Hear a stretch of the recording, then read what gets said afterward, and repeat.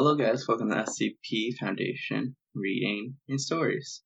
Please, if you're new here, please subscribe and like and comment. Sorry for any spelling errors or mispronunciations. That'll happen sometimes or I'll misread. But let's get into this. Item number SCP-106. Object class Keter. Revision 1118. Special containment procedures. No physical interaction with SCP-106 is allowed at any time. All physical interaction must be approved by no less than a 2/3 vote from O5 Command, and such interaction must be undertaken in AR2 maximum security sites after general non-essential staff evacuation. All staff, research, security class D, and etc. are to remain at least 60 meters away from the containment cell at all times, except in the event of a breach event. SCP-106 is to be contained in a sealed container comprised of lead-lined steel. The container will be sealed within 40 layers of identical material, each layer separated by no less than 36 centimeters of empty space.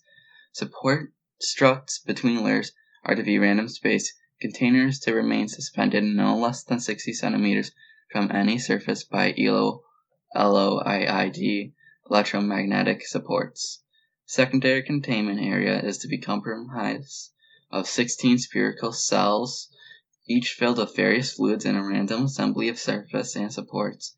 Secondary containment is to be fitted with light systems capable of flooding the entire assembly with no less than 80,000 lumens of light, instantly with no direct human involvement. Both containment areas are to remain under 24 hours of surveillance. Observed on any containment cell surface, staff members or other site locations within 200 meters of SCP-106 are to be reported to site security immediately. Any object or personal lost to SCP-106 are to be deemed missing/KIA. No recovery attempts are to be made under any circumstance. Note: continued research and observation has shown that when faced with highly complex/random assemblies of structures, SCP-106 can be confused, showing marked delay on entry and exit from said structure. SCP-106 has also shown an aversion to direct sudden light. This is not manifested in any form of physical damage, but a rapid exit into a pocket dimension generated on solid surfaces. These observations, along with those of lead aversions and liquid confusions, have reduced the general escape incidence by 43%. The primary cells have also been effective in recovery incidents requiring recall protocol. Beep, beep, beep. Observation is going on. Description: SCP-106 appears to be an elderly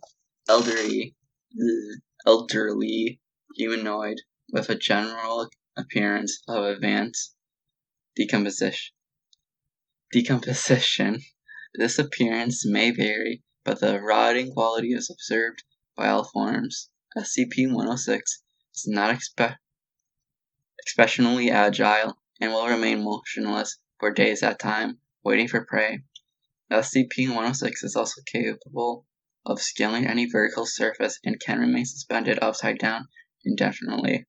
When attacking, SCP-106 will attempt to incapacitate prey by damaging major organs, muscle groups, or tendons, then pull disabled prey into its pocket dimension. SCP-106 appears to prefer human prey items in the 10 to 25 year of age bracket. SCP-106 causes a corrosion effect in all solid matter it touches, engaging a physical breakdown of materials several seconds after contact. This is observed as rusting, rotting, and cracking of materials, and the creation of a black mucus-like substance similar to the material coating SCP-106. This effect is particularly detrimental to living tissues and is assumed to be a pre-digestive action. Corrosion continues for 6 hours after contact, after which the effect appears to be burnout. SCP-106 is capable of passing through solid matters, leaving behind a large patch of its corrosive mucus. SCP-106 is able to vanish inside solid matter, entering what is assumed to be a form of pocket dimension. SCP-106 is then able to exit this dimension from any point connected to the initial entry point. Examples: entering inner wall of a room and exiting the outer wall, entering a wall and exiting from the ceiling. It is unknown if this is the point of origin for SCP-106 or a simple lair created by SCP-106. Limited observations of this pocket dimension has shown it to be comprised mostly of halls and rooms with B entry. This activity can continue for days, with some subjects individual being released for the express purpose of hunting, recapture, and SCP Review Notes. Due to the exceedingly difficult to contain nature of SCP-106, SCP is to be reviewed every 3 months or during a post-breach incident. Physical restraints are impossible, and direct physical damage appears to have no effect on SCP-106.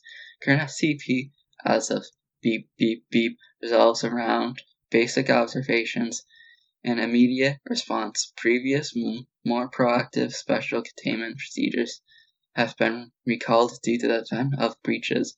And beep. Notes on behavior. SCP-106 appears to go through long periods of dormancy in which it will remain completely motionless for up to 3 months. The cause for this is unknown. However, it has been shown that this appears to be used as a lulling tactic. SCP-106 will emerge from this state in a very agitated state and will attack the inductor staff and cause gross damage to its containment cell and site at large. Recall Protocol B. SCP-106 appears to hunt and attack based on desire, not hunger. SCP-106 will attack and collect multiple prey items during a hunting behavior event, keeping many alive in the pocket dimension for extended periods of time. SCP-106 has no determinable limit and appears to collect a random number of prey items during an event. The inner dimension accessed by SCP-106 appears to only be accessible by SCP-106. Recording and transmission devices have been shown to still operate inside the dimension. Though recordings and transmissions are very degraded, it appears that SCP-106 will play with capture prey and appears to have full control of time-space perception inside this dimension. SCP-106 appears to be B. Recall Protocol Beep. In the event of a breach event by SCP-106, a human within the 10 to 25 years of age bracket will be prepped for recall, with the comprised containment cell being replaced and restored for use. When the cell is ready, the lure subject will be injured, preferably via the breakage of a long bone, such as the femur, or the serving as a major tendon, such as the Achilles tendon. Lure subjects will then be placed in a prepped cell, and the sound emitted by said subject will be transmitted over the site public address system. SCP-106 will typically begin to gravitate towards the lure object within 10 to 15 minutes after hearing the subject. Should SCP-106 not respond to the initial broadcast, additional physical trauma is to be administered to the lure subject at 22-minute intervals until SCP-106 responds.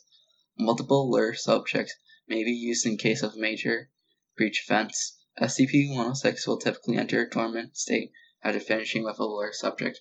In addition, subjects may beep. So, guys, did you like that? Please comment. If you did, subscribe and like. Say what SP you want next time. And also for the censors, do you want me saying the word beep or actually having beeps? You decide. We'll see you guys next one. Goodbye.